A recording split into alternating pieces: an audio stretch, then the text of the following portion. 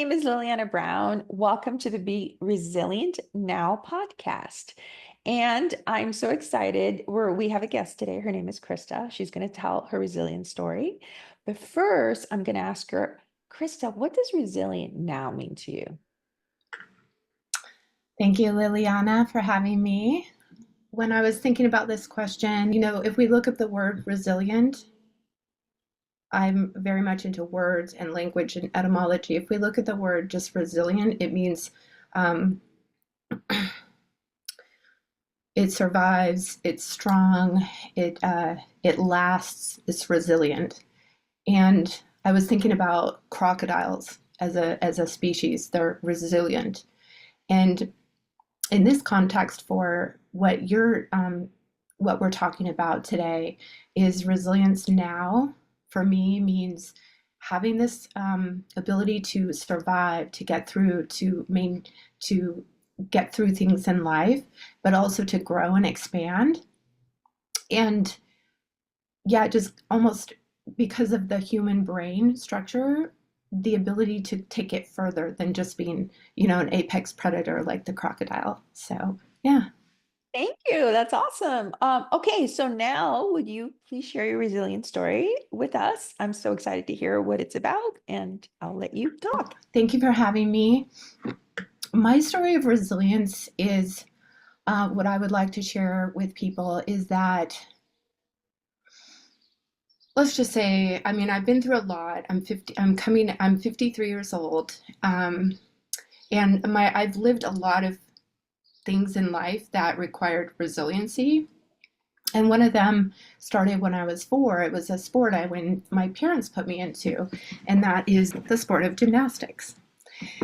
And at first it was great. I didn't know what was going on. I was just 4 years old. I guess I was rambunctious. So on that subject of that sport, how it evolved, and in conjunction at the same time with my family life, which was not super typical.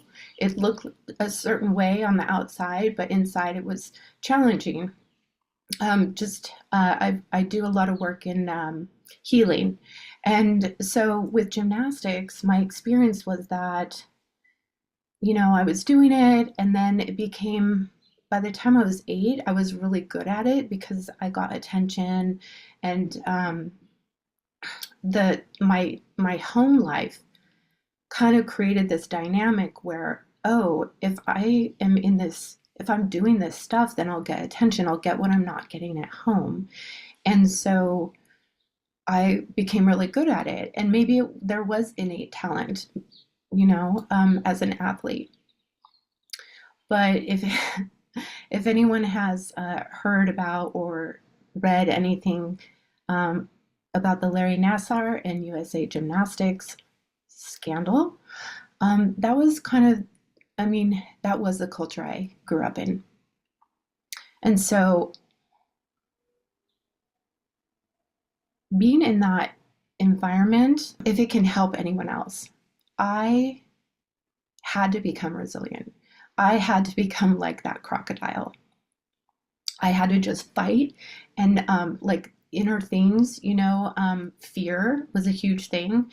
And so it went from like fun and playing and being acrobatic to, by the time I was 8 years old, that culture of that sport, with, what they tell the parents and what they tell the athletes, these very young girls were very different.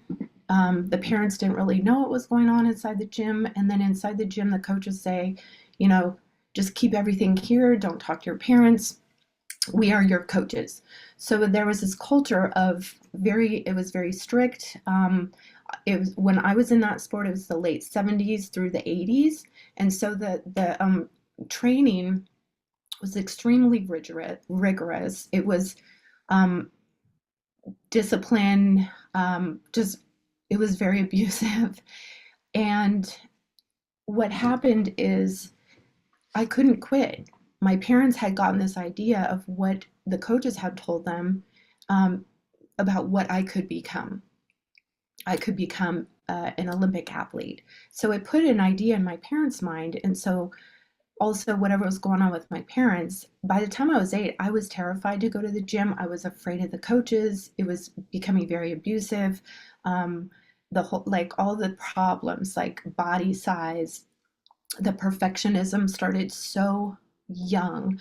And mind you, if you examine the sport of gymnastics, every day that you're practicing, you can get a major injury or you could die. If you do a back handspring and your hands miss the beam, you can break your neck. You know, like every of the four events, you can die. You can get severely injured. And so it's one thing if, an athlete wants to do it versus like if the parents are like, you cannot quit, like you are doing this and you don't have a choice. So fear became my driving force. I had to do it. It became, like a job. I felt like I was in some kind of army and I couldn't escape. And so one thing about the resilience topic is that um, there was always like at practice, it was in a giant warehouse and it's like very spacious, and they always had a loudspeaker on with music from the radio, and that was kind of my only sense of like the external world. And so it helped with my imagination to kind of feel like some sense of comfort. There's something there, like it's music, instead of this like constant like point your toes, do it again, stick your landing, like your knee was bent, whatever. And this whole like perfectionism. So that was like the beginning of my life up until I was 18. And the thing I want to stress here is for me, in terms of resilience, is that by age 11, I got an eating disorder. I became anorexic.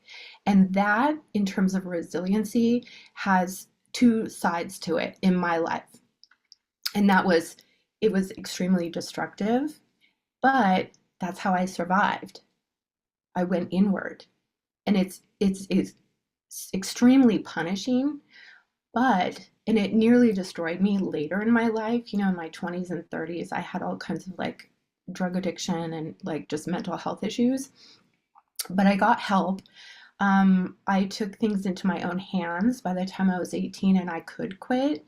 I left home. I paid for everything on my own. I started reading, because this sport took me out of life. I was in a bubble. I was able to, learn what I wanted to learn. I started reading books. I got really into literature and writing. And then I realized I was an artist. So fast forward, the flip side of all this like terrible stuff, underneath it, later in life, actually gave me resiliency to have self-discipline, but like in a compassionate way. I was able to focus, like on the balance beam. Sorry, I'll just talk for a few more minutes. So it gave me focus. I was able to focus, like on the balance beam, focus, stick the landing, but also transfer all of this through my healing modalities into positive traits. And then the self-esteem that got really crushed from the coaches and like my father at home, like this whole like not good positive environment in the culture in that sport, I was able to take that and flip it around through my artwork and my own skills that I developed on my own and take my life into my own hands.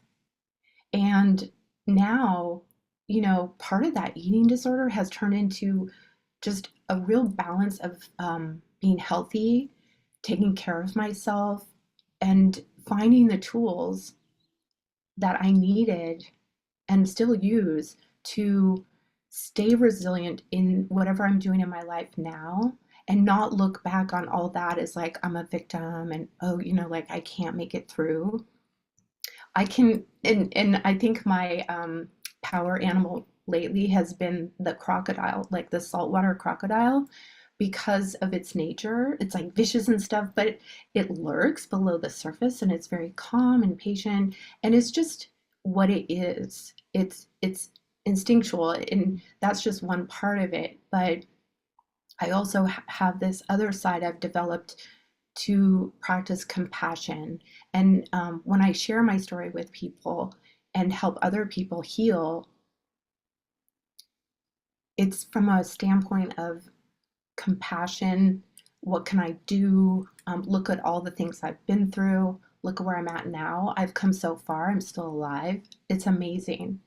And so, yeah, I just feel this journey has been incredible. And I hope this helps somebody. I definitely have a lot of more stories of resilience to tell. I've written a memoir that hasn't been published yet, but I'm definitely happy to be here and share on this topic. That was beautiful. And I'm sure it's going to help somebody. That's a lot. Thank you for sharing your, opening up your heart and telling us. Is there something I would like to end the podcast with gratitude. Is there something you're grateful for today in a big way? Absolutely. Every day I start my day with gratitude for just my basic senses, the senses I have in my physical body. I remember not everybody has that. I'm grateful for that. I'm grateful that I can experience nature and the world and be with people. And I'm grateful for the imagination that was created at a very young age to help me survive, but now it helps me uh, bring amazing things into the world as an artist and a photographer. So I'm just really grateful for the gifts that I didn't necessarily choose, but that were God given. That was beautiful. Thank you so much. And we're so grateful you're here and you came and spoke. And I'm just overjoyed to have heard your story today. So thank you. And with that, we're going to say, please remember to be resilient now, or one day at a time. Bye.